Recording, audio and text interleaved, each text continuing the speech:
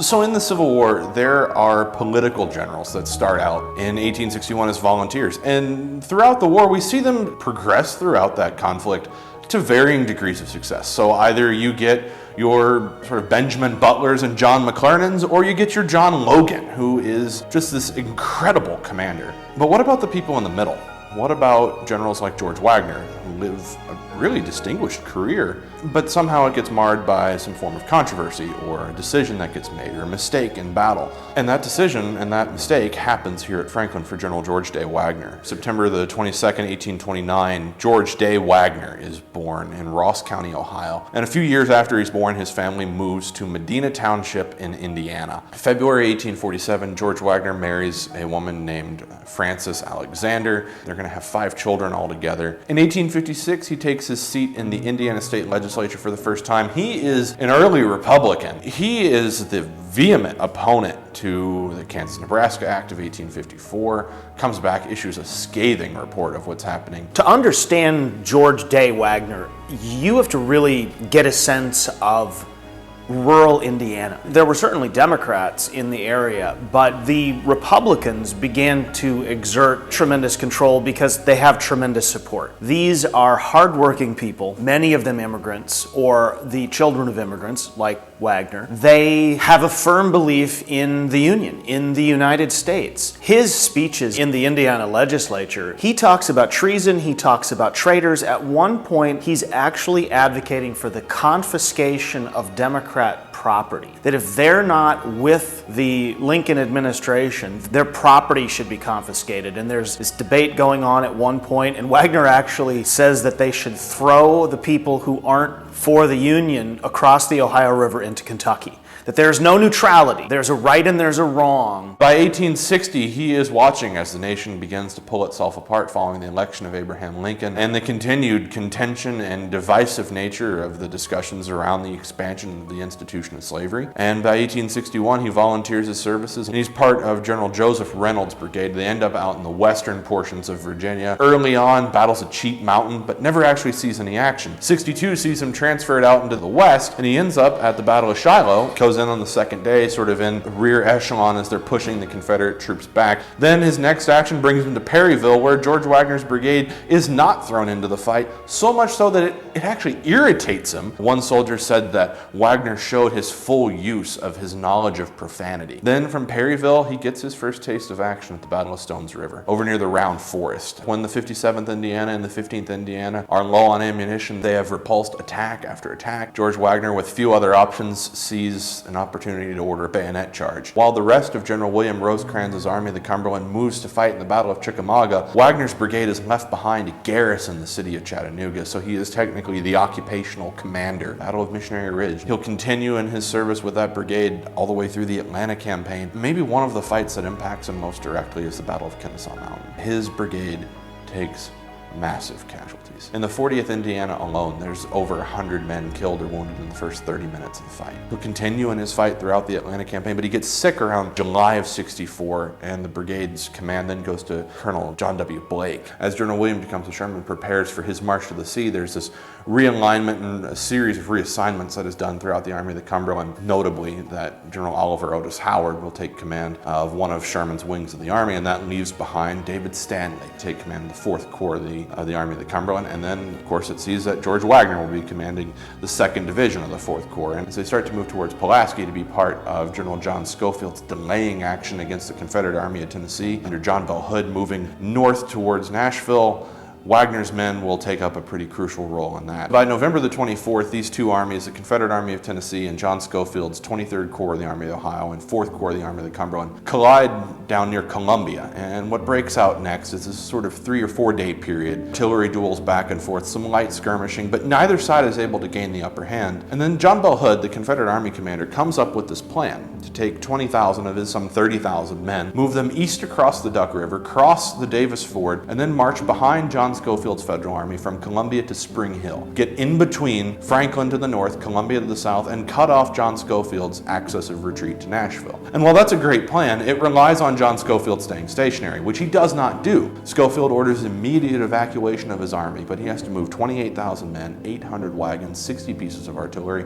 and some 6,000 animals past the Confederate Army. Wagner's men are going to escort this wagon train from Columbia to Spring Hill, and what happens next is Confederate cavalry under Nathan Bedford Forrest arrives and he'll launch 3 separate attacks against Wagner's division. All 3 attacks are repulsed. And then at around 3 o'clock that afternoon, the rest of the Confederate Army arrives. Pat Cleburne's division in the lead. What breaks out next is about a 45-minute fight that's going to leave about 500 men killed, wounded, or missing. And Wagner's division holds on to Spring Hill. And that night, because of the perimeter that was established by George Wagner's division throughout the day, Schofield is able to move his entire army through Spring Hill and on to Franklin. Around 4 a.m., George Wagner's division is then ordered to retire from Spring Hill and take up a position as the rear guard of the army. It starts this non-stop rear guard action from Spring Hill to Franklin. Wagner's men arrive at Winstead Hill around 11 o'clock that morning.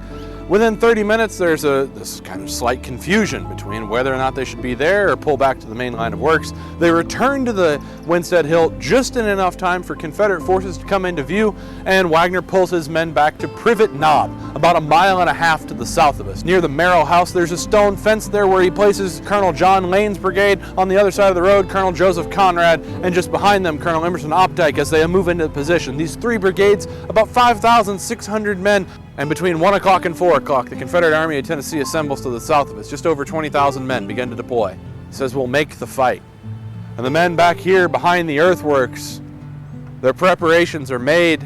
These troops are under orders to rest and prepare to march on Nashville by morning. They'll be out across the Harpeth River. John Schofield's plan is to have them out of here by 6 o'clock in the evening. At 2 o'clock, General George Wagner has a meeting with General Jacob Cox, commanding the defensive line. Cox is a soldier in the 23rd Corps. He's leading a 3rd Division that day. He's also in charge of the main line, defending Franklin, defending the Army's crossing. He needs to make sure that all of his division commanders, everyone that's in a critical role, is on the same page. And so there is this sort of interview between Jacob Cox and George Wagner, of which Cox will write about in later years in the monograph. And in this meeting, he says that he asked Wagner his orders, and Wagner relayed them to him just as they had been delivered that morning at 11:30. My orders are to hold the heights I now occupy unless too severely pressed. If pressed, fall back to the main line of works. That all works with what Jacob Cox was intending to do. If Wagner's men will be out front to screen for the attack, then there's nothing to worry about. About 30 minutes goes by. By 2:30, John Lane's brigade has engaged into this sharp firefight with Confederate sharpshooters on the south edge of town. Lane and Conrad's brigades are backed up, and it's at that point that a decision is made to bring Colonel Emerson Opdyke's brigade in along the Columbia Pike behind the house to the base of the hill, and that is where Colonel Emerson Opdyke, some 2,000 veterans, will be placed. And at 4 o'clock, the Confederate Army of Tennessee begins to advance, and Lane and Conrad send back reports for Wagner, tell him that the entire army is coming, and George Wagner replies, never mind that. Stand there and fight them. He can't see his own men from here. His soldiers are positioned on the downslope of a hill. It's the last rise before you get to Carter Hill. The rolling undulations here at Franklin conceal his own men. And about 5 minutes goes by and the Confederate Army has crossed over Privet Knob, and they come into view for the very first time for George Wagner, off to the east, off to the west. And now he can see them coming.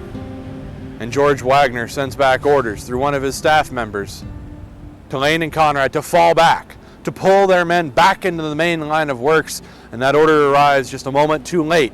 Conrad and Lane made the decision to stand there and fight. Conrad stays, so Lane stays. And then for Conrad to test 15 minutes, they hold their own against Patrick Cleburne's Confederate division and that of General John Calvin Brown. The 1-2 punch of the Army of Tennessee. Their line starts to break. It's not organized. Conrad's men, Lane's men, nobody is certain who takes off and starts to run first. But both brigades shatter and start to run back in this direction, pouring back towards the earthworks. They're only separated by some 50 yards from the advancing Confederates, hot on their heels, and then the breakthrough is created in about 120 yard wide hole in the middle of the Federal line. One soldier attested that he could see General George Wagner mounted on his horseback, swearing loud oaths and a list of wrathful invectives at his men as they began to run past him. And then as they swept him towards the Harpeth River, he gets down to the banks of the river trying to rally his men, and he shouts, "Stand by me, boys, and I'll stand by you." George Wagner's role in the Battle of Franklin comes to something of an end right down there at the Harpeth River. As the breakthrough is contained by the elements of the 44th Missouri, the 20th Ohio Battery, the 100th, 104th Ohio, and many of the retreating soldiers of George Wagner's line, Colonel Emerson Opdyke's brigade comes forward, seals into all of the open gaps, reinforces the secondary line here, and this Confederate attack through the Carter Garden here at the Carter House in this major breakthrough will not penetrate through this line. So after the Battle of Franklin, Wagner's division will move to Nashville, and it is there around December the 10th that he requests to be relieved of command. His life is a bit of a mystery. I mean, there are pieces that we know. He eventually became an attorney, but it was noted in several newspapers that he was looking better than he had. So I think he comes home something of actually a physical wreck. We don't exactly know to what extent. So he does seem to recover, and then he spends a lot of time in the summer and early fall of 1868 giving stump speeches for the Republican candidate for president, Ulysses S. Grant. And as a reward for his work throughout Indiana, he will be appointed as the minister to Berlin, and it is a position that George Wagner will never actually fill. February the 13th, 1869, while waiting to move from Indianapolis overseas, he passes away in the Bates boarding house. It's a result of an overdose, being treated for a condition called nervous suffering. His prescription was 20 grains of quinine, a tincture of yellow jessamine, and a half a pint of brandy. He was supposed to mix it and take the appropriate dosage of that combination. But it appears, according to the newspaper accounts that document his death, that he consumed basically half of the prescription within a 24-hour period. Yellow jessamine is a very powerful muscle relaxer. Essentially, he died of organ failure. Alone, the last few moments of George Wagner's life were anything but peaceful. He was a general, meaning that he commanded men in action, meaning that he ordered many times their deaths. And that's a responsibility that I don't know that is one that anybody's ever really able to live with. If he spirals into some form of a depression, not exactly a mystery as to why. The newspapers that come out after his death talk about the death of the gallant and the heroic old veteran George Wagner. And he's buried by his brothers in Armstrong Cemetery in Warren County. And George Wagner should have been able to rest in peace. Histories start to be written about the Tennessee campaign, start to be written about the war, and George Wagner finds himself on the wrong side of it. Some of it bubbles up in the 1880s and 1890s, particularly in the pages of the National Tribune. But the controversy is really only about the mistake that Wagner made at Franklin, in the sense that he left troops out front too long. There were never the later 20th century accusations about him being drunk and out of control. In fact, the only thing that bubbles up in the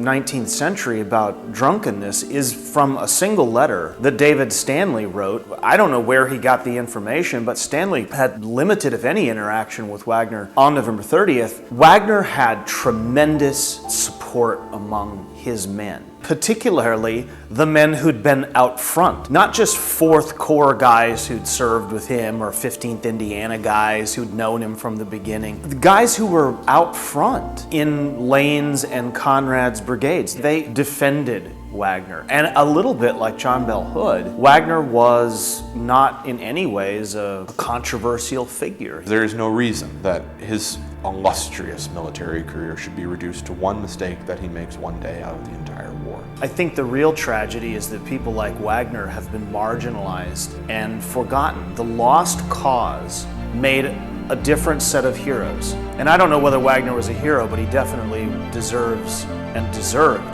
to be remembered for what he did and being on the right side of things.